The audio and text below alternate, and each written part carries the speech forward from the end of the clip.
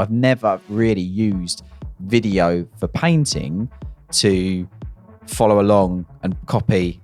I've never done that. I never have. I'm not coming away with it going, yes, these are the colors of green that I need to use to get the perfect Death Guard. That's not the point of the video. Finally, I feel like learning made sense to me. It's just as much your responsibility as the person viewing the tutorial, for example, or being taught, as it is the responsibility of the teacher. Stopping doing that will massively transform your painting. Hello everyone and welcome to Paint Perspective, episode 94. Today we're going to be talking about, can you really improve from miniature painting tutorials? We're also going to get into our other regular segments like hobby hacks. But first of all, how are we? Another week has gone by. Not too bad. James, very silent there. No, I'm good. So I was just letting Joe get You know, so I was like deep in contemplation. Yeah, I felt like we just interrupted I've got a lot on at the minute. What are you thinking about? Can you like edit in like a little thought bubble and it's just like blood red, something else Blood Angels related. It's like, I've got a lot on my mind. Yeah, definitely have. Yeah, no, I've been working on finishing off Lycus, and then wait, tally goes up one more. Yeah, Bing. and then the Night Lord also. So they're the two things I'm getting completely done and dusted before I even go near anything else. Obviously, I painted that Infinity model, so I had a little bit of a break doing that. But yeah, I'm back on it, and the goal is in sight. So yeah, which is good. Nice. You've been there's a bit of trash talk going on Instagram over the last few days, accidentally, to be honest. Oh, accidental? No, it's fully purposeful. No. I posted like, you know when you're scrolling through your photos and it's like, on this day, and then it shows you like something a year ago. It was a work in progress picture of my Blood Angels. And I was like, I can't believe it's been a year and I've painted nothing, like kind of making a bit of a self-jab. Yeah. And then everyone was flooding into my DMs trying to like praise me and be like, they want them to have done nothing. So yeah, but also we never pretended to do anything. But you've been bigging yourself up. How have I been pretending? I've not been pretending. I've been doing stuff. You've been bigging yourself up the whole time. You've been slating us for not painting. Yeah. Do you know what I mean? Yeah. The thing is, however, we might have painted loads and we're not trying to get affirmation by posting it online. We could just be keeping it quiet and then going, bam, there it is. I might go down that road. Yeah. I don't really post on Instagram anyway on my painting thing. So I'm going to start maybe sort of acting like, I don't buy into Instagram, and I painted loads of stuff. I just don't post it, man. You know what I mean? I keep it to myself. It's for me. I think that's it. I think that's the best way to play it. Keep it cool. Don't say anything, and then all of a sudden, kind of where I'm at. Yeah. Come out the depths like a great white and just consume everything. The implication at the start of this was that I was being disingenuous with how much I painted, even though I'm actually being factual, and you're now going the route of being disingenuous. He's living up to. I'm not necessarily being disingenuous. I've painted loads, mate. I just don't post it on Instagram. He's already done it. He's living up to. He's living up to the Dark Angel secrets. So it is. Yeah, what it is, you don't have the. You're not classified. That's classified information. You're not part of the inner circle. Security clearance. You're not part of. Yeah, you're not part of the Unforgiven. And as such, you are not allowed to know how much I've painted. Yeah. Stop asking. Maybe we can get to some more hobby updates in the post show because we have some announcements. We do. Yeah, we've got a bit to go over. So more hobby trash talk in the post show, among other things. Right, this is we're doing a whole episode based on miniature tutorials because we all have a lot of thoughts on the nature of tuition and tutorials and how to get the most out of it and when they're good, when they're bad, and things like that. And obviously, a lot of you are aware that we produce miniature painting tutorials. We've been doing PDF tutorials on Patreon for a number of years now, maybe like four or five, like quite a while. So we got some experience on that stuff, but within that, before we get into it all, we did kind of want to announce a couple of things we've been alluding to on some previous episodes as well. We've been cooking this since the start of the year, really. Yeah. And I do, we've kind of really been like thinking about how to make it work for a longer period than that, even before I approached you about doing it. We'd kind of been going back and forth on how to Best make it way to do work. it. So this has been a long time in the making. Yeah, and come on, Joe, hype it up. I think this episode is going to explain why, because we've got a lot of thoughts on different tutorial styles and things like that. Exactly. So the news is, I didn't realize I was going to be the one to deliver this. It needs the sheets of paper. Come on. The news is that we are now doing video tutorials on Patreon and on YouTube sporadically, or you know, There'll be something going up there'll on be it. something on YouTube. There will be YouTube content. Yeah, Yeah, there will. but Patreon's where it's at. We're going to stick with the PDF tutorials as well. And among all of that, we are having a big change around with our Patreon tiers to ultimately bring more value to you all for less money, effectively. We've completely restructured our tiers, and the idea is the gold tier is still going to be there, and you're going to get some really cool benefits for being up there. But you're going to get more for less if you go to the silver tier compared to if you're at silver currently. In short, if you're a podcast fan and you've been thinking this whole time, oh, I'd love to get the post show, I'd love to get all the other podcast bits, but that's a bit too much money, you can now get it for less money. Yeah. And on top of that, get loads of You still get all the content. tutorials, and you're going to get new video tutorials. So I'm going to consult my phone because this is a lot of information. So I'm going to rattle off now. It's a long list. It's a long list. We've been trying to include so much stuff in it that it gives you max value. What is it from where he's like, I'm going to play that now? And it just... So this is live now. So if you go over to Patreon now, you'll have our bronze tier, which is just for general podcast supporters. Effectively, what you'll get is a audio version of the podcast with no ads. And you also get access to some Patreon only channels in Discord as well, where you can chat with everyone, chat with other listeners. We're in there too. Can I just give a little shout out to the audio listeners as well? Because a lot of people don't realize when we say you get the audio version, we also have an RSS feed, so you can plug that into your podcast app. So every Monday you can just have your new Paint Perspective episode without all the ads and stuff on Spotify. Yeah, you don't or on need to Apple listen Podcasts. on Patreon for that. You get a unique RSS link for you. If you have no idea what any of that means, it's fine. Patreon explain it really well. You will be able to do it, trust me. And if you have any trouble, just message us on Patreon, and we'll try and advise. Silver, you're going to get every PDF tutorial that we do. We do multiple a month. Should we say as well, it's like backdated. So the way some Patreons work is where you subscribe for the month and you get whatever comes out that month.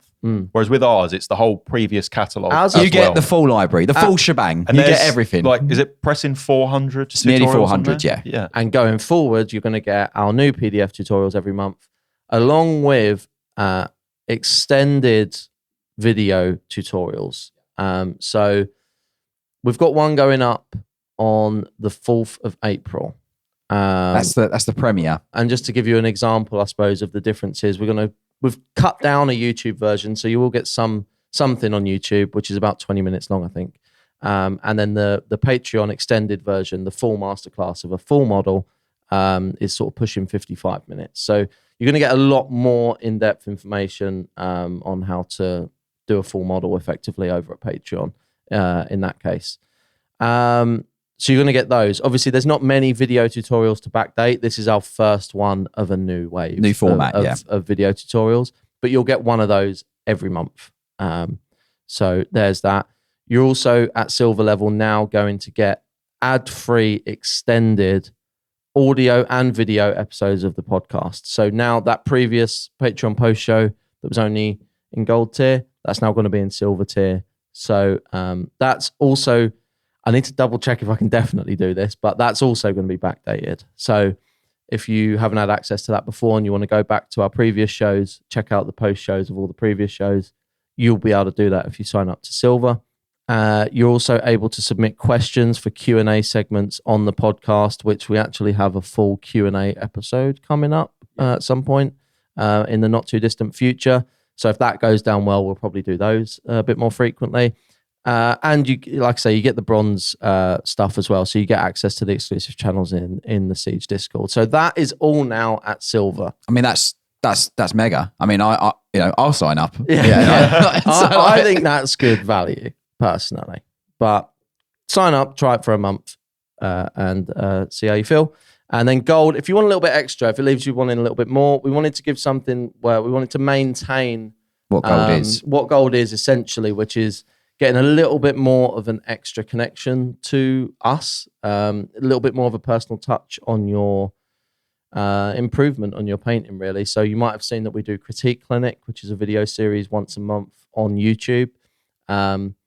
So signing up to gold level on our Patreon allows you to submit a model to Critique Clinic every month.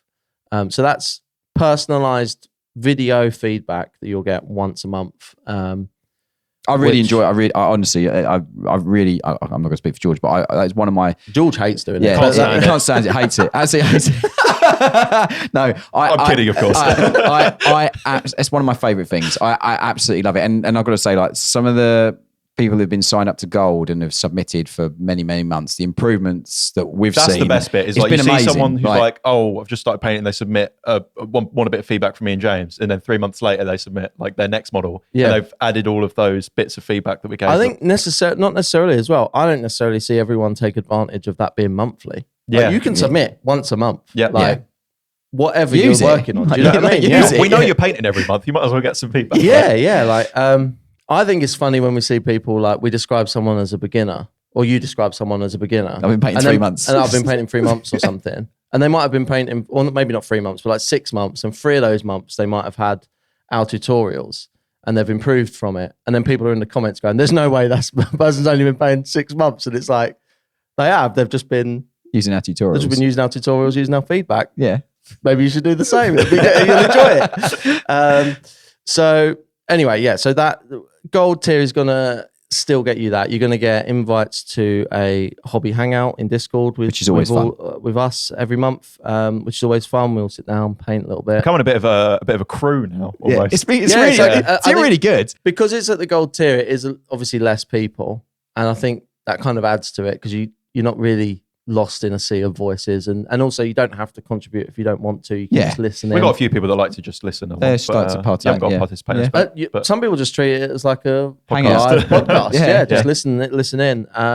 So yeah, at Gold you're going to get, as I say, you can submit to Critique Clinic. You can join in on the Hobby Hangout every month, and a new addition to that is also going to be that James is going to be doing a personal Golden Demon hobby update blog where he's using it to keep himself accountable. Yeah, I've worked out a way to make sure that I 100% hit the targets. Basically, I'm not letting George win on stuff, and I'm going to hold myself accountable, basically. Yeah. So James is going to be doing a monthly Golden Demon update hobby blog. It's going to have images and text and in-depth on like bit more in depth to what we can get into necessarily on every episode of the podcast, because not everyone obviously wants to sit here and chat about that. But if you're interested in that, it's a really good way to kind of like see process. And then I know you said Golden Demon, it's really for any comp stuff that I do. Like, you're specifically aiming for Golden Demon, but it's a competition piece, isn't it? Exactly. So it's a good way, really, an insight into how someone handles a competition piece from the start to the end. So they're going to be text-based with photos. So you can see steps, you can see kind of like decisions that I make. Like if I decide to change something, I'll write up why I've charged it. All that stuff is going to be in there. So that gives something a bit different. It's not audio, it's not video. Something for you to read. From the train or bus. And then also at Gold, you're going to get everything else we just mentioned. So at Gold, you'll get all of the tutorials as well, all that good stuff. So I know that's a lot of information. Head over to the Patreon link in the description. It's all written out there, and it's a lot easier probably to understand and decide what one you want to join. But I would say just join for a month, see how it goes. More often than not, like we do get a lot of good feedback. So, and then I wouldn't even say negative feedback, any of the like just bits of feedback that we've had, such as those from the podcast listeners. We take it on board. We take it on board, and if we can act on it, we do. 100%, yeah. I think, one, there's a lot of like different media on there now as well, which I think is what I'm quite excited about. So previously it's been like largely, hey, you get the PDFs. And then now it's like PDFs, podcast stuff, video tutorials, blogs. We're going to be doing community posts as well. You get the hobby hangout on Discord. Yeah. So there's a lot of stuff. I think, like price-wise as well, I think it's, you're getting a lot of stuff. We tried to make it as competitive as possible, really, because we understand that times aren't as easy at the moment than they previously were, and we really want to do everything we can as a company to give you a good sort of like resource center for loads of different things, and that's really what we want to do with it. And like Joe said, like it's not necessarily you've got to keep it rolling on. Like you can consume all of the back catalog. We're not trying to like keep you and latch you on forever. Like you can sign up for a month, listen to all the old podcast post shows and all that good stuff. Consume all the tutorials, see what you like, and then if you don't like it, cancel. Yeah. I think more often than not, people stick around though. Yeah, I think they enjoy it. But yeah, we'll see how it goes. And that led us on to the topic of this. Are we going straight into the topic? Should we? We can go straight to the topic. I think part of the thing that we didn't say is just extrapolating a little bit on the video tutorials, which is obviously the point of this episode. Yeah.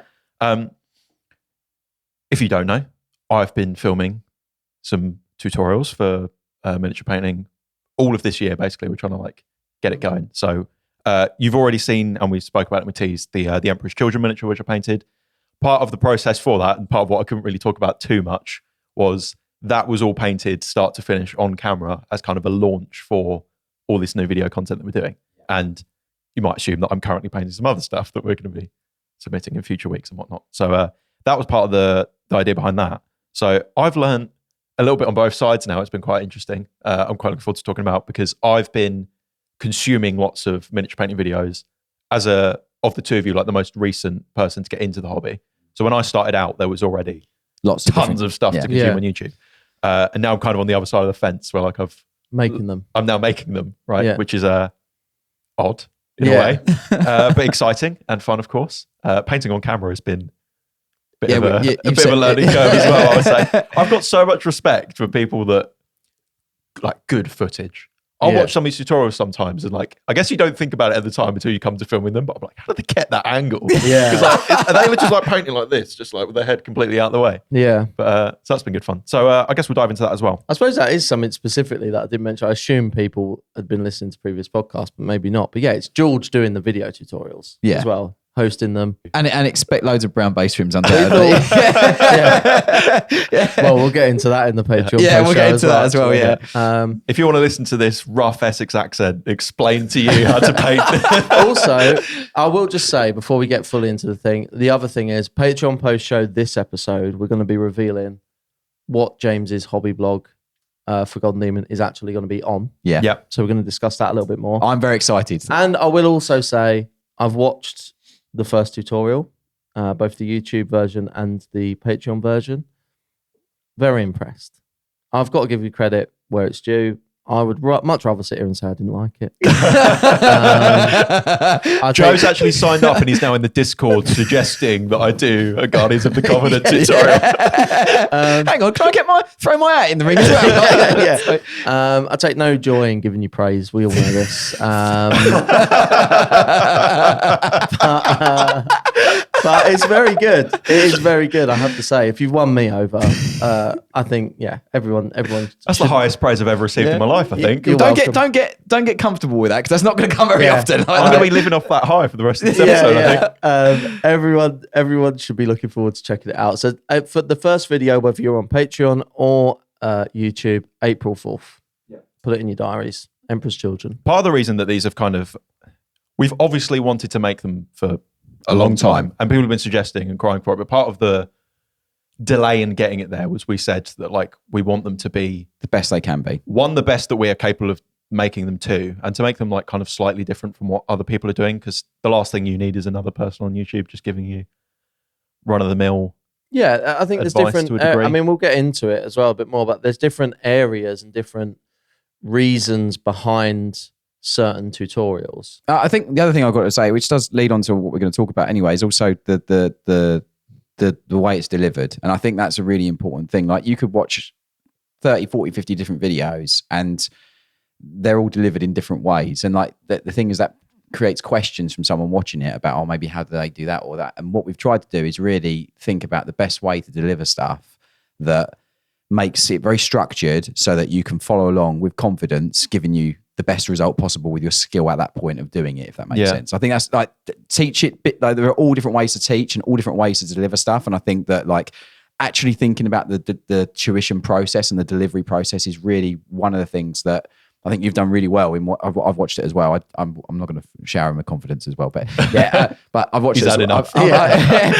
I've watched it as well, and it's really good. And I think that the way it's delivered really helps tick the boxes along the process so that you can follow it easily and also get a very good return for it, which I think is the important thing. I think my point on my side from like the creation is I want, and we'll speak about this in the topic in a moment, but I want people to take away and learn things rather than just learn how to paint that specific color on that model using that specific paint. Exactly. The idea is like, I'm teaching you how I paint stuff so that you can learn the techniques. Like you can absolutely follow along and like learn like, oh, I want to paint a Emperor's Children miniature. I'm going to follow along with that and like that, get my recipe and whatever.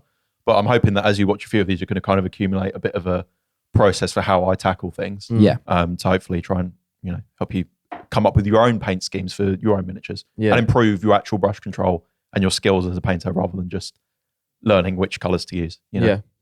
Should we get into it? Yeah. What's your guys' kind of like background on like learning in general, I would say? Because this is the thing that I'm always really intrigued about speaking about when we have guests on the show. And weirdly, I don't think we've spoken about it much. No, it's not something that I think we've covered. But like for me, I've said it already, and I guess it's fairly obvious for some people. So I'm younger than you two, but I got into the hobby only like 5-6 years ago. And by that point, there's already like tons of stuff on YouTube. Like it wasn't even a question for me. I wasn't like, oh, how am I going to learn how to paint? It was like, I was in the hobby shop and I'm like, well, when I get home, I'll whack YouTube on. Yeah. I'm bound to find a whole bunch of videos. You were already in the era of whatever you wanted to learn, YouTube it. Yeah. There's a tutorial on it. Yeah. Doesn't matter what it is. Yeah. That being said, I know you guys Go on, you can go on. Yeah, you call it out. Well, James, obviously, but even you to a degree, I would say YouTube was like earlier, more in its infancy in terms of like what was available. Yeah.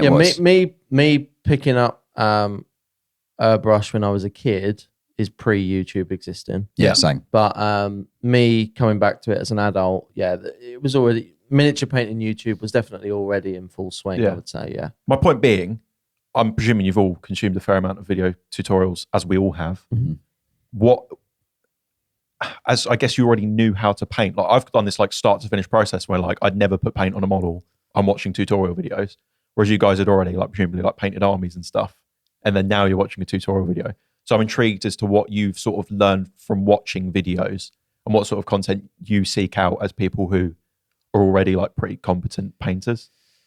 So I learned everything pretty much. A lot of my earlier stuff was learned from in the shop when I was used to be at the shop in Southend and Lakeside with like the managers and that stuff. In the Warhammer It's in the Warhammer shops. Yeah, I used to. As like a kid. Yeah, as a kid. So a lot of my painting, I was like painting in there. So a lot of stuff I learned how to paint Warhammer miniatures in there. Obviously, Airfix kits and stuff like that. I learned with Ernie, my granddad. But after that, it was the heavy metal articles in White Dwarf. So it was books and just trying to copy what I saw, and also the box art as well. So that's the main thing. But YouTube, really for me, I think the stuff that I would look for tutorials for was stuff like converting, or for like how to sculpt like purity seals, or how to sculpt like cloth, or tabards, or things are a bit more out of the ordinary. Maybe. Yeah. That's the kind of stuff that like I think like one of my favorite books, the Heavy Metal Masterclass book, like that has amazing stuff in there for painting, but the didn't have stuff like sculpting or like the conversion aspect of it. So that's what I was hungry for to consume and to try and find, was the more tutorials for stuff like that. And watching, I know it's still a tutorial, I suppose, but like watching like build videos of where people have made like crazy massive like converted battle wagons or like kit bash characters and all this kind of stuff. So that's kind of like the stuff that I would be consuming for tutorial wise. And then there are other things, like for example, like I'd watch like videos on maybe like freehand and other bits and bobs like that, stuff that I would try and overlay on top of my painting that I already had from all the books and other things that I kind of other ways of learning. How were you, just to get, I don't know if this is what George was getting at with the question or not, but outside of miniature painting, even as like a child and stuff, like we all play guitar, for example. How were you with learning in general, like at school, or like learning a hobby such as guitar? Like, did you get the guitar lessons, or no? You just sort of self-taught, like online, or no, literally. Are you both? Did you learn guitar when you was young, both of you? 16, 17. Because even with that, I was like, YouTube was right there. Yeah, so I picked up a guitar for the first time when I was like 8, but I don't think I actually learned guitar until I was teaching myself at about 15. Yeah, right, okay. Like literally, I'm not gonna. Oh, this is obviously not miniature painting, but like Power Tab was like my thing. Nice. Yeah. Power Tab and like and just learning from like from tab things on. This is kind of what I was and stuff. Like I know there's a lot of people go, oh, there's no such thing as visual learning or like that, but I genuinely learn the best when I am with somebody or when I'm looking at something that doesn't change, I haven't got to keep scrolling around, moving it, watching it back again. I can literally have it fixed in a book, and I can just look at the steps and go and extrapolate from that what I then need to do on the model myself, if that makes sense. So like, I'm. Do you find that with like other? I think I get where you're getting at. Do you find that with other things that you learn beyond miniature painting? Then is that like just the way that you like to do everything? It's really weird because like if I'm at home and I'm like, I don't know, learn a bit of plumbing because the sink's leaking or whatever, I'll chuck on YouTube and I'll learn from YouTube. Okay. Yeah. So like, I think if it's something that you can't even really comprehend the beginning steps, I guess you find the video helpful for the first initial. Let me watch someone do it. Yeah, maybe. Yeah, and then you can, like, for example, even in your miniature painting version, you went to the shop. Yeah. Someone taught you how to paint. Yeah. And you saw someone paint.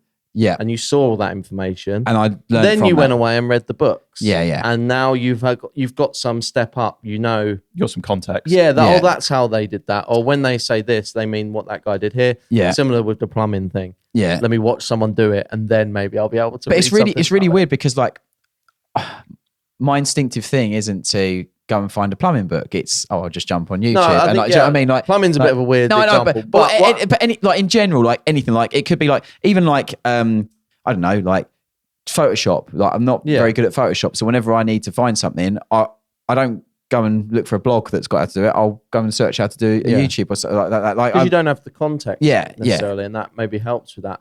I think that makes sense a little bit though, because like as someone who does a lot of design work, obviously with Photoshop and whatnot, if I could read an article and grab something from that, I wouldn't necessarily seek out a YouTube tutorial. Yeah, so do you know what I mean?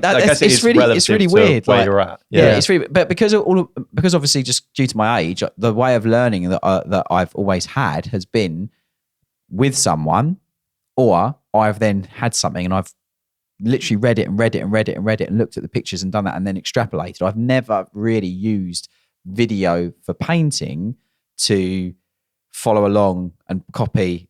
I've never done that. I never have until now. I think it's an important kind of point to touch on, really, is the context of those things, and it's part of the reason that us now offering video and PDF is beneficial, because certain people will be at different points and they might find one more beneficial than the other. The only reason I ask is because, like, for me, I've had like a kind of recent, I would say, in the last 4 or 5 years, like, sort of not even resurgence, but like a finally I feel like learning made sense to me. Like when I was a kid, I was never very good in school. I couldn't pick up with that stuff. Like I couldn't catch up. I couldn't keep up with how things were being taught. Especially if I didn't have a baseline interest in it, like maths or something. Like it wasn't interesting to me. I found it very difficult to follow and be taught, and that followed into any recreational things like guitar. Like I say, I first showed an interest in playing an instrument really young, but I didn't actually start learning until I was able to sort of teach myself and have this view of like, oh, I want to be in a band, so I suppose I have to do that.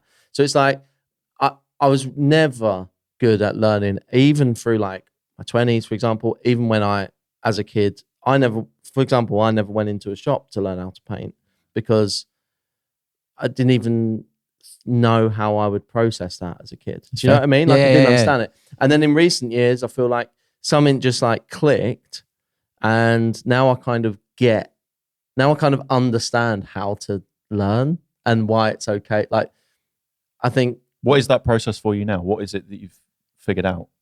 It is like I think it started when I first got a PT. I went to the gym. Personal trainer. Because that's like something that was completely foreign to me. I'd never really been to the gym. I was never an athletic person or anything like that. So that I was then at a point where like a friend of mine basically told me like that they always had this thing of paying to learn is something that will always benefit you.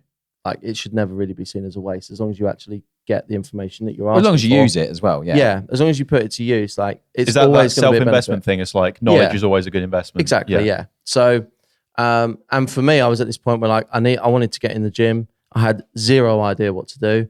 And it was the first time I actually seriously considered spending money on this thing that wasn't a physical thing that I was going to get. Yep. It was, I'm going to get knowledge now. Yeah. Do you know what I mean? Yeah. And it went so well for me that it kind of opened up this whole thing of like, oh, I can learn anything I want to learn. I just need to find someone to teach me it. And that went over into, that changed how I thought about miniature painting.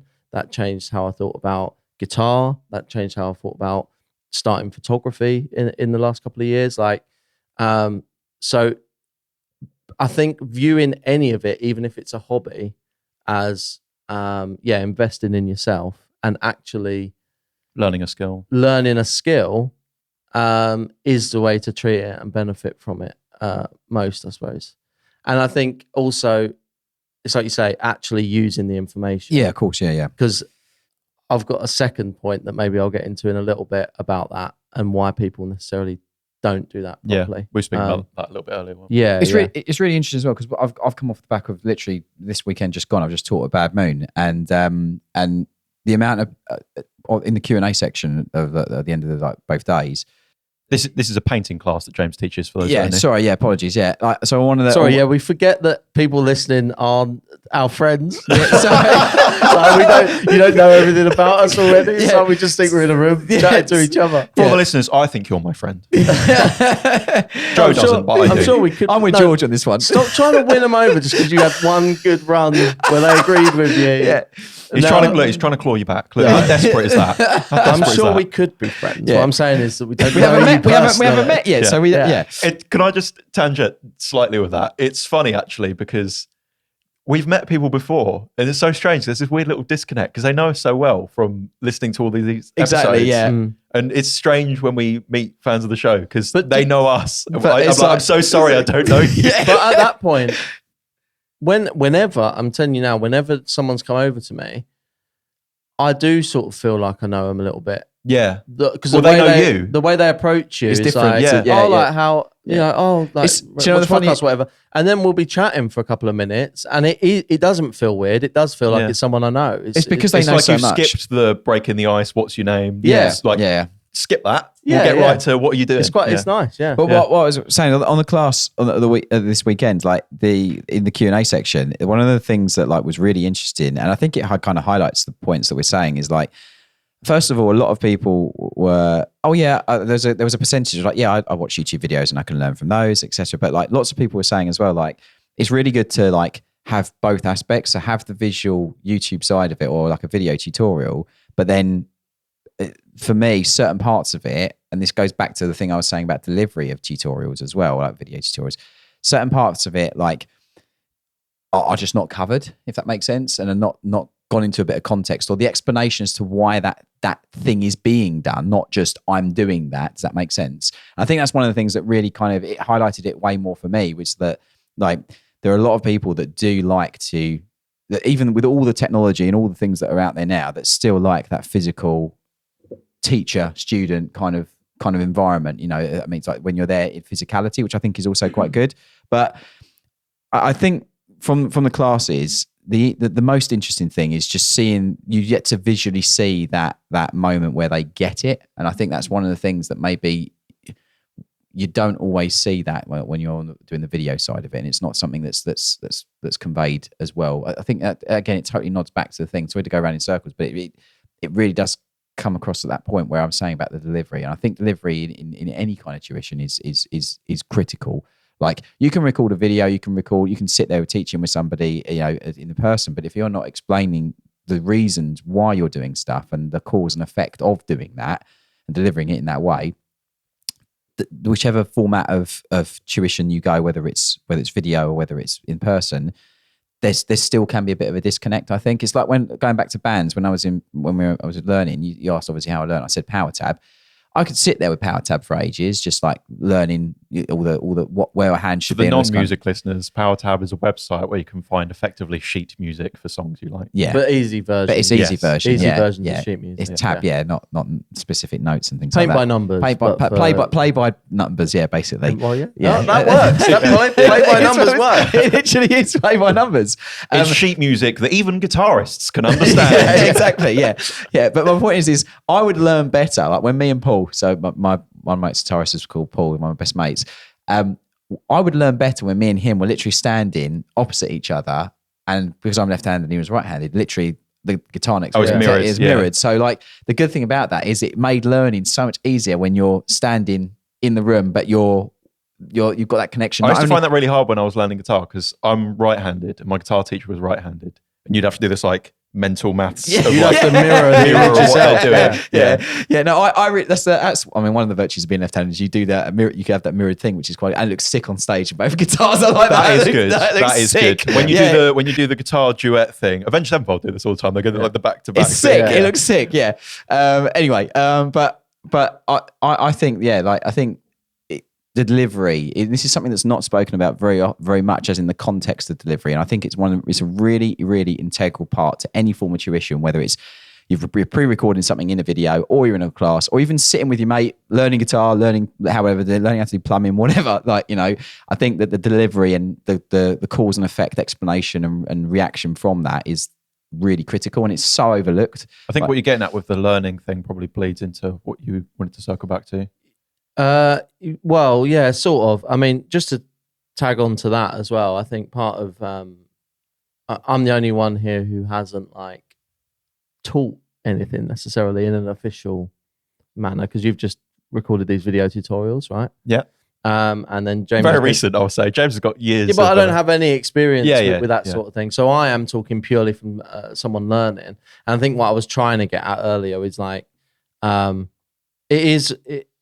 it's just as much your responsibility as the person viewing the tutorial, for example, or being taught, as it is the responsibility of the teacher. Yeah. That's kind of what I was trying to get at, because previously in my life, I think the way I would describe it is that I've found the patience to learn. Like, I don't think I had the patience to learn anything. So I think the best teacher in the world couldn't have taught me miniature painting when I was 12. Do you know what I mean? It's that 50-50 relationship of like, they need to deliver it well and be informative and educational and like well-versed and have a deep knowledge of the subject. Mm-hmm. But if you're not a recipient of that information and taking then it's pointless. it's a waste of time. Yeah. And I think that's the change that happened in me. It was like, I was all of a sudden, I was ready to learn. I was actually, and the way, one of the other things that came along with that is that I also kind of, I started reading again. Like I used to read a little bit, not tutorial. This isn't tutorial based. I'm just talking about books in general. But like, I used to read a bit in my early 20s, kind of stopped. And then, I kind of, again, found the patience for that again, as I sort of turned 30 and was, looking for, I just wanted to get back into it. And one of the things that I found with that was this, there's this kind of culture of overconsumption. So for certain people, it's more important how many books they read a year than what books they read and what information they get from the books they read. Yeah. Which is a social media thing. And I think that super relates to the miniature painting stuff though, because I've said on the podcast previously, there's like, I had to stop myself from doing this, and I've seen it in so many other people, is this like I said, the overconsumption thing of like, if I just watch loads of stuff, I'll get better. Yeah. But you're not actually taking any of that information in. Yeah, but the proof's in the pudding. You still got to actually do the work. Do you know what I mean? Like, this is my point. Like, so like with reading, for example, initially when I got back into reading, I got back into audiobooks. And I found myself finishing a book, and then someone would ask me like, oh, what did you think of that moment? And I'll be like, oh, I don't know if I remember that, actually.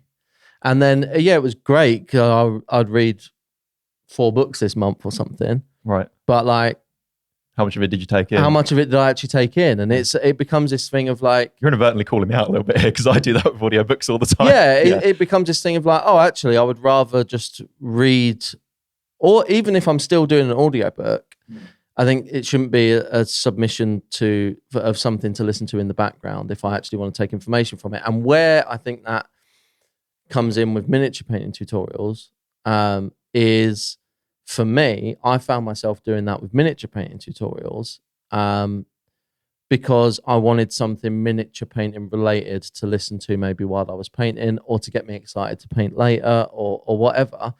Which I think has a place.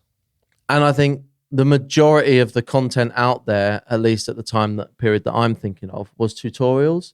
There wasn't a lot of podcasts solely based around miniature painting. I still almost still isn't. I still don't think there is many that are actually just about painting. There's definitely a lot of Warhammer podcasts. Yeah. But in the concept you're talking about, similar to our show, like ones that are actually just speaking nuts and bolts of painting. So like, there wasn't really that to listen to. Even if you're listening to us every week, it's only an hour and a half a week. Do you know what I mean? So,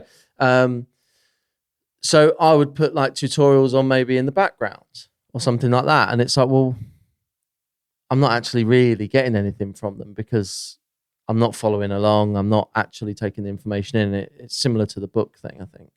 And I think there is a culture of that sort of thing within the painting world. Is like, I must consume every tutorial about painting Emperor's Children before I attempt to paint it, so that I have all the knowledge possible when I go into this model. But the thing that I agree completely with what you're saying, but just because you watch 15 Emperor's Children videos or whatever thing, that it doesn't mean that you're gonna know how the pink paint behaves. Do you know what I mean? Well, that's what I'm saying. Yeah, that is what I'm saying. That's like, it's pointless. Like, it's not true. Like, it's also like why you're making those decisions as well, which is part of what you spoke about, the delivery thing. Yeah. Is like, you're just learning how someone did something doesn't necessarily teach you how to do something. It's like very specific to that. Well, no, context. exactly. But this is the thing I'm saying. So just to go on a bit granular more on it, like specifically the pink paint, you watch a lot of tutorials and they'll go, oh yeah, I'm just going to layer this pink paint on here, blah, blah, blah. And that'll be it. There'll be no, right, this pink paint is actually quite difficult to layer with. What you need to do is this. If you have this problem, do this. Like that extra addition of that information, that delivery of that categoric granularity of information will actually help the person more, if that makes sense. Yeah. Rather than just, I'm going to layer this. I'm now going to base coat the leg with this color. Like, only you know what I mean? Like, if they're paying attention and it's not the 6th Emperor's Children tutorial that they've watched today. That's what I'm getting at, is you're better off finding one tutorial that is good and ticks the boxes that you want it to tick, and really take the information in and be prepared to learn from it, actually put the stuff into practice. 100%, If you're a miniature painter, you'll know how important it is to have the right tools for the hobby, but it doesn't matter what brushes or paints you have if you can't see what you're doing in the first place. If you want to improve your painting, contorting yourself under a small, repurposed lamp from around the house, giving yourself a backache and straining your eyes just isn't going to cut it. That's why one of the biggest upgrades I've ever made to my painting setup was my Onyx painting lamp from Native Lighting. Its articulating arm allows me to sit in the perfect painting position for those long hobby sessions, and its super bright 2200 lumen, dimmable LEDs cast soft and diffused light on my models without any harsh shadows. As someone with a very small hobby space, by far my favourite feature is its adjustable mounting clamp, which attaches to the side of my desk, maximising my free workspace. And its daylight colour balance temperature of 6500K gives you the confidence that colours you are painting are accurate and your miniatures will pop on the tabletop. To upgrade your setup to the equipment we rely on here at Siege Studios, head to the link in this episode's description or go to siegestudios.co.uk/shop. To draw like an example from my experience, like when I was doing music and audio engineering at university, we'd have these, it was very like much a hands-on degree. There were lectures and stuff, but a lot of it was like in a recording studio, you know, doing demonstrations and stuff. And I found, similar to you, like I was having to like kind of learn how I learn. Like naturally that meant that I gelled with certain lecturers more than others and whatever. Some was more academic and that wasn't really my thing. But I found that on these practical classes in the studio, which I absolutely loved, and I was like sponging information with that. But I noticed that there'll be a lot of other students in there. At the time, I very naively just thought that they were like idiots not paying attention because they would ask silly questions, what I thought were silly questions. But it was, I think they were trying to like shortcut the information rather than he's explaining why he's doing this thing so that you can learn when else you might do this. So, okay, I'm putting some compression on this vocal, and here's why I would do that, because here's the problem that I have, and here's the solution I'm trying to get to. And they would just hear, okay, when I'm doing vocals, I need to do compression, and not like the reason it was done, and to learn that information so that when you're doing other stuff in the future, you can apply that knowledge set. Yeah. He's not just teaching you how to get from point A to point B. It's, hey, there's this path in front of you, and you don't know where the exit is. How are you going to find your way out? Like, here is your compass. Yeah. I think that there's a lot of parallels with like any kind of learning, like you were saying with that, is like some people just want the shortcut to the destination. Do you know what? I've never ever, if like from the Q&A sessions and classes, I've never ever thought of it that way before. Like we encourage, obviously, I always say like at the beginning of class, like you're here to learn how to paint. There's no such thing as a stupid question. Obviously, like within painting, not life advice, but like, but Please don't go and ask for life advice. Please don't ask for life advice from me. You'll be walking out, buying a drill, buying a fish bowl. Hey, lots of people love the fish bowl this weekend. I'm not gonna lie. But I've never ever thought of the questions that get asked by students in the Q&A sessions and classes in that way before, and that really, just from this episode and just having this conversation right now, it really makes me think of the questions different, and actually analysing the questions, not just for the face value of the question, but also the purpose of why the question is being answered as well. I think, I think that's actually highlighted something for me. So it's actually really valuable to me from having this chat. So there you go. Anyone who goes on a class from now on, you're welcome. So getting back onto like actual miniature painting tutorials and things we've learned from them and stuff like that, is there anything that specific that stands out that either of you picked up from a tutorial?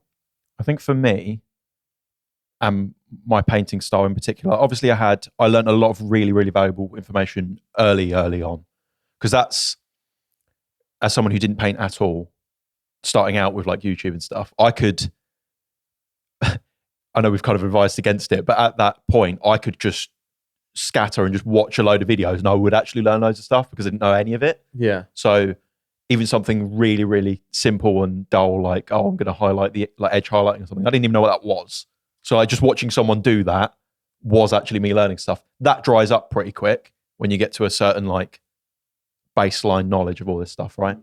But I think later on, kind of like circling back, I think that there's always stuff you can learn from tutorials as well, like regardless of your skill level. It's just interesting to watch other people paint. One, because they'll have a different way of doing things, even if they paint the same style as you.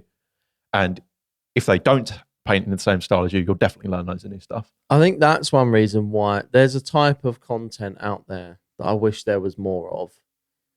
And there isn't, because I assume it doesn't do as well as tutorials. So people often, I think, want to do this, but they frame it as a tutorial. And that is, I would much rather, in terms of high consumption, watch a lot of just people painting in terms of like, oh, this is what I'm doing in this painting session. I'm here's day 4 of my army project. Do you know what I mean? Like, not how to paint Black Templars or something. Like, I don't want everything I watch to be a tutorial. Almost like a video vlog, like a vlog of that's interesting as well, because if you're not painting the same stuff as them, you're still picking up information. Exactly, yeah.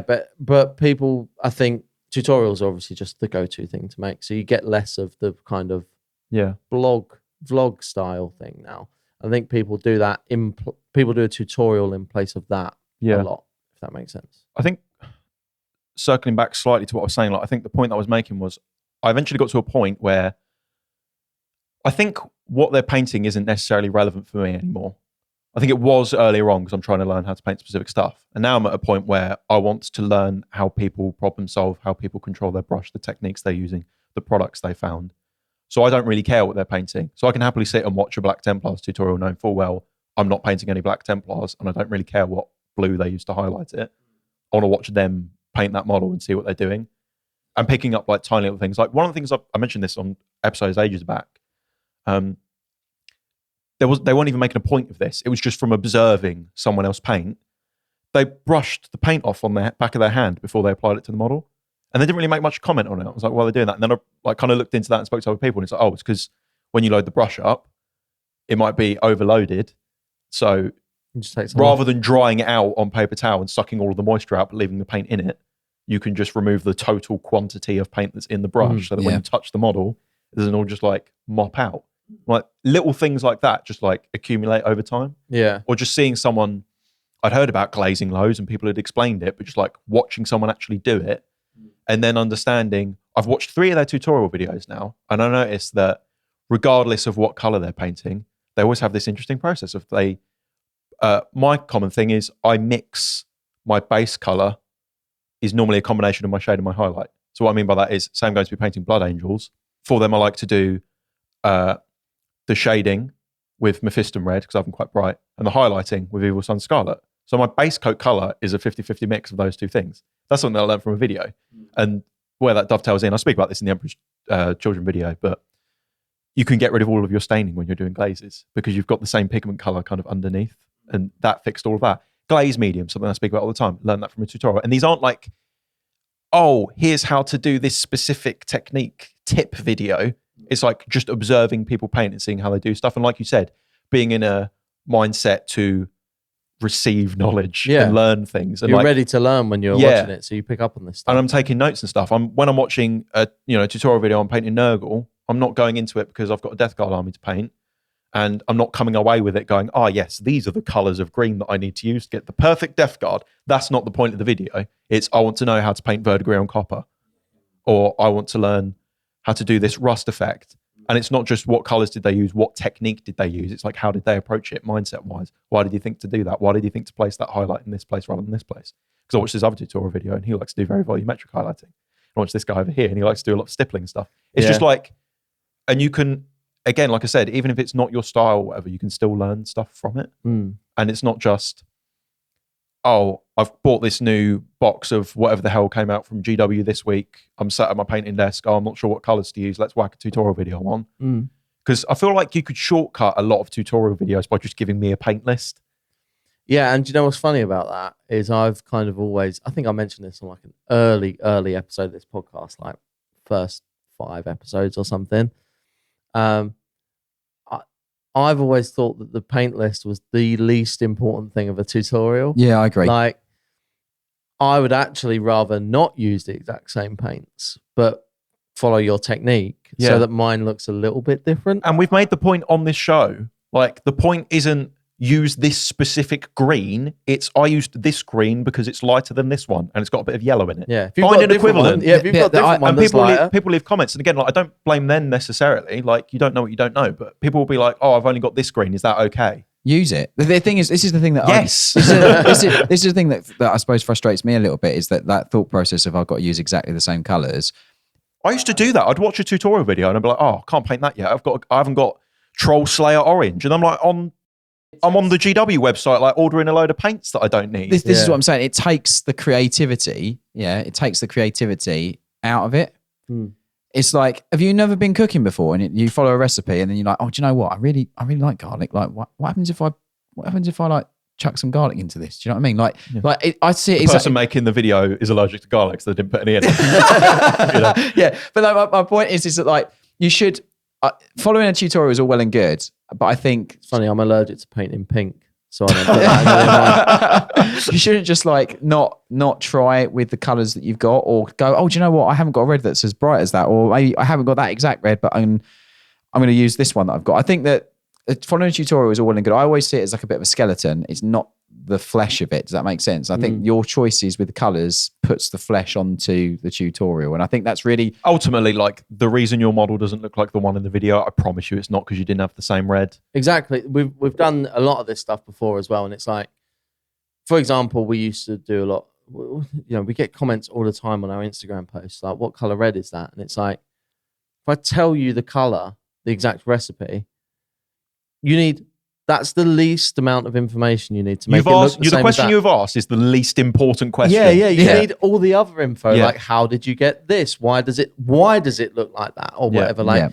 And also like there's the nuance as well of like if you're looking at a photo or even if you're looking at a video, it's like the camera they used, the color correction settings that they was using in their video editor, the screen that you're looking at it on, like that sort of variability anyway. So if you go, I'm looking at this video and I really like the red, how it looks on my phone looking at this picture of your model, I want it to look like that.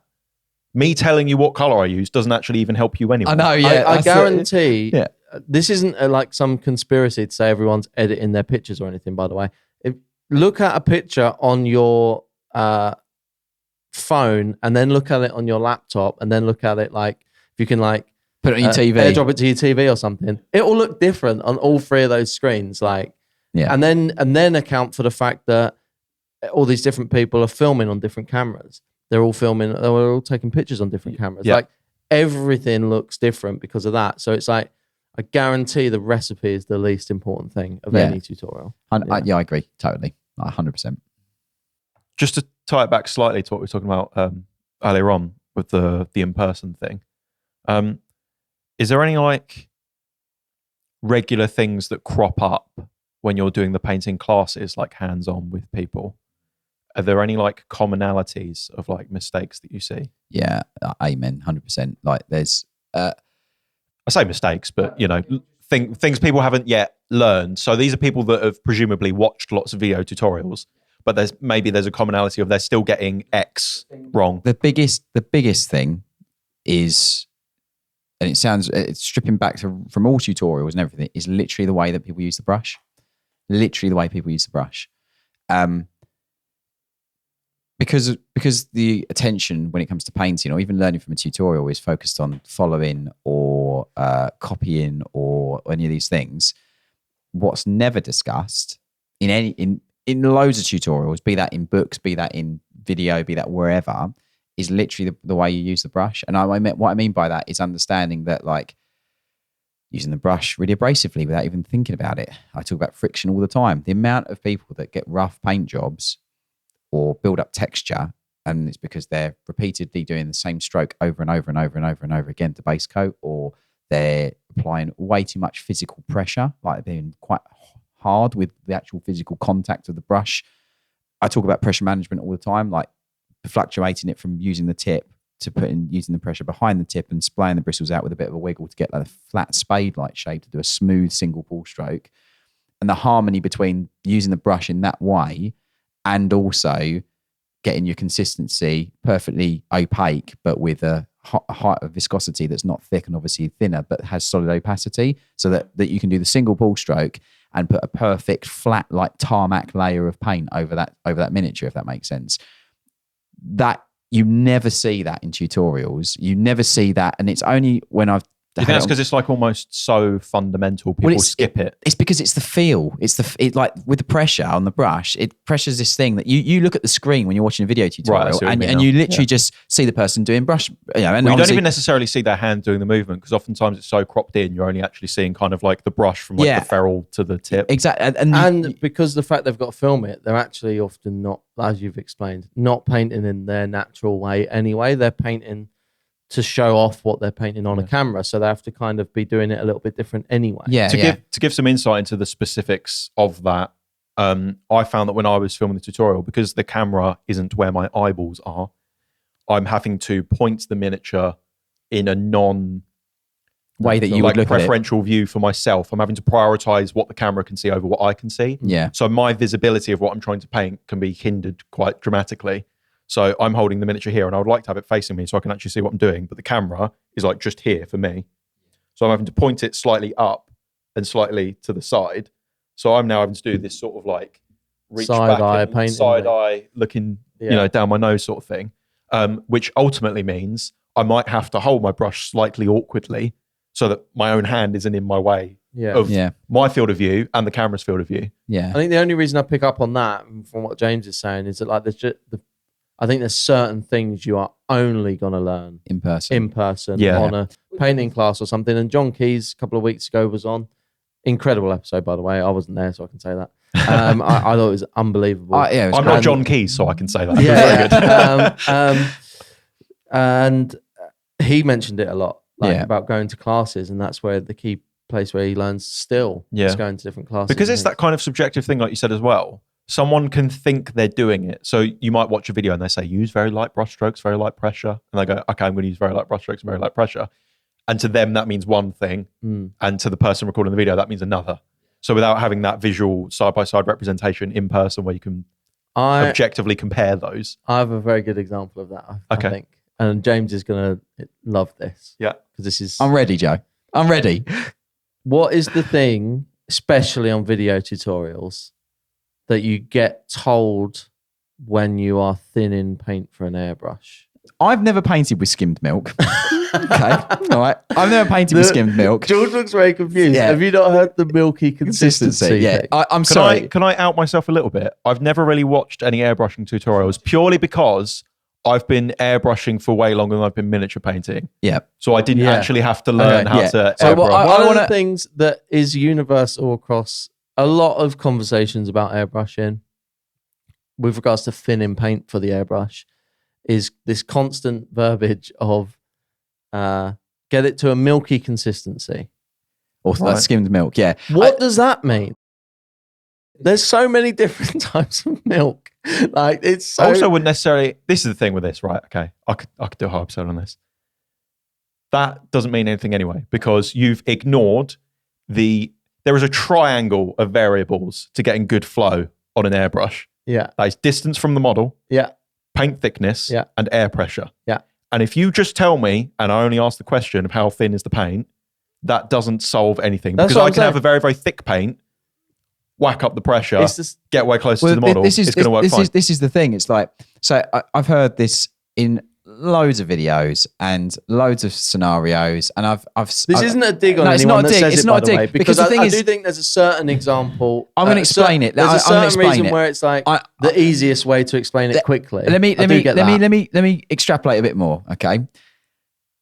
The reason why that analogy is used is because when you drink milk out of a glass and you tilt the glass back up, it leaves a film of a semi-opaque layer on there. That's the only thing. So rather than give some nonsensical, it should be like milk, just say it should leave a thin film of semi-opaque color on the surface. It's like James has already explained it better. it literally has no, it doesn't correlate to painting. It's not the actual fluidness. It has nothing to do with the juice that comes from a cow. All right, okay. It has nothing to do with that. All right. There's loads of different... It literally has nothing to do with it. I'm going to start calling it cow juice from Yeah. now on. There's loads of different types of cow juice. Right, now we go again. Right, there's loads of different types of milk, different brands, different God knows what, different paints, different Different cows. different cows, different like you say, different variables to how you This is even good. Let's do a podcast on milk for viscosity. holding the airbrush. I'm an Alpro kind of man. It's one of those things that James is vegan. What's he supposed to do? He's never used real milk. He doesn't know what it looks like. He doesn't know milky consistency. It's just one of those things where it's like, it's nice and easy to say. And I think people... Can we all agree semi-skimmed is the best milk? Yeah. I'm gonna yeah. not agree with you on that one, but yeah. Anyway, all I would say is that Oat milk is goated, by the way. I like a bit of almond, thank you. But I think getting rid of that, cool. getting rid of that kind of it's just it has no correlation to what you visually should be looking for. And I in fact think it's more confusing because people are like milk, do you know what I mean? Like if you just say to someone, you should dilute the paint, whether for an airbrush, if you're looking for a certain consistency or whatever, you should dilute it so it has a semi-opacity or it's basically opaque, but it flows really well. And when you put the layer on there, it adds a film of that color on there. If you just explain it that way, it's so much easier for the person to go, oh, I know what I'm looking for, rather than, okay, what the hell has milk got to do with it? Can I steer the derailed milk conversation back? No, we're going to do another 15 minutes. Where this came from was when you're on classes and the common things that people get wrong was the pressure management, the friction thing. I guess getting into that specifically, because that's obviously a common problem that people are having. What do you think are some of the ways that people listening along that haven't been on a class, as you're saying that that's a common problem, what are the warning signs that you're using too much pressure? Well, it's a couple of things. Like first things first is when you apply paint to a model and you got it to a consistency that's opaque but it flows really well, you want to put that paint on there. It's settling at self level. So then by doing a repeat brush stroke, disturbing it again while it's settling, and all the time that paint is sitting there, it's evaporating, or the moisture is evaporating. So you're just constantly just rubbing. and don't like, because it's not something visually that we see, all the little tiny bits of acrylic resin that are in the paint that make up essentially the color and what it is in the medium floating around. You're disturbing it and creating more and more movement on the surface, which is just creating a rougher finish. Factually, that's not my opinion. If you layer the paint with a smooth, controlled, singular pull stroke, and your dilution is correct so that you get a solid coverage when you do that singular pull stroke that's nice and smooth, it will dry nice and smooth as well. And I think it's a huge thing that, like, when you apply too much pressure, you shouldn't be straining when you're putting the brush on the surface of the model. Obviously, that's way too much pressure. But what I mean is that you should be gently. The best analogy I can explain, it translates to DIY. And when you're using a roller on the wall, the roller strokes that you're doing are controlled, and they're not frantic. You're not like frantically pushing, and you're not pushing hard. The whole reason you take the excess paint off on the tray before you put it on the wall is so that you get a lovely, smooth, consistent roll as you do use the roller. And it's exactly the same with miniature painting. Can I do an analogy? Go on, go. For the dry and paint thing. Is it milk related? It is milk related. Cow juice. No. Say you're laying like a concrete path. Yep. In construction. I presume they do this. I've never been outside. You've never been outside? That's what people say on the podcast. That was a reference to a comment. Oh, yeah. I'll do that again. No, it was good. Keep that. When you're laying a concrete path, for example, once they layer it and level it, what do? You don't touch it until it's dry. Yeah. You don't like keep working over it, keep trying to smooth it out. Put your handprint. I'll go, but Jim was here 2025. Run across it while it's half wet. You got to leave it until it's fully dry before you walk on it. It's the same with painting. You do a brush stroke, leave it until it's fully dry. Or fix it in place with a hairdryer, or just set it in place. Because then that way you can then do the next one and then do the next one. Yeah, but the principle remains. You've got to wait until it's dry. Yeah, exactly. 100%. Until you're reworking that area. Yeah. And where I often see people go wrong is like, say you have like a wide flat panel, to make it like the most extreme example, and you was going to try and base coat it by brush. Rather than going like, okay, I'm going to do brush strokes like this, people go, right, okay, I'm going to work it here and then go across it, and then I'm going to go back a little bit. Yeah, I know. And then go back a little bit. Reworking it is a problem. And when you make mistakes, or you don't quite get the full coverage you want, your instinct is to go back quickly, like sort it out while it's still wet. But stopping doing that will massively transform your painting. Yeah, and it's also the same, like that friction. It's even worse because like drying the brush off on paper towel, or like even taking the excess moisture, like you're saying on the back of your hand earlier, taking the excess moisture off on paper towel, and you're rubbing that brush and scraping that brush and that paper. Not only are you then picking up tiny little fibers of paper because you're creating friction on that paper towel, you're then putting more friction on the surface when you then transition and put those bits of paper on the surface of the model, and you're causing friction as well. And then you wonder why you've got little tiny... I'll throw in a bonus tip. The reason why we are always promoting really, really nice, high quality paper towel or kitchen paper is because it doesn't disintegrate like that. Yeah. Have you ever like... you're out of Blitz, I've got to use some rubbish kitchen roll from Poundland. Oh God, it's bad. You forget how bad and crumbly that stuff is. Yeah. You ever had to use toilet? Here's how you're desperate. You ever had to use toilet paper? Oh God, to dry your brush. Oh God, that's when you're desperate. I've got two different. Bit of Andrex, mate. It's what you need.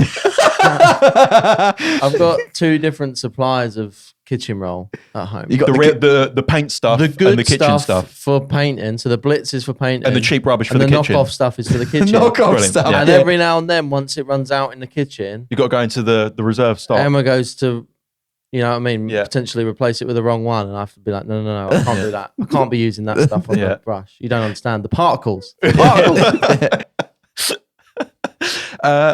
On that, I think we've covered the basis of that. Should we chime over to hobby hacks? Yeah, I've got. For the new listeners, this is our regular segment every single week where we share a hobby hack with you, which is like a quick tip you can incorporate into your painting, because we know lots of you like to paint along while you're listening to us ramble off. James, I have got one, and it's wait, hang on, Joe, because you're doing every hobby hack this year. Take it away. Yeah, I've got one. So, when you're doing green stuff, you cut a hole in it? What did you say earlier? I'll take over, Joe. It's fine. No, you can phone a friend. I tried.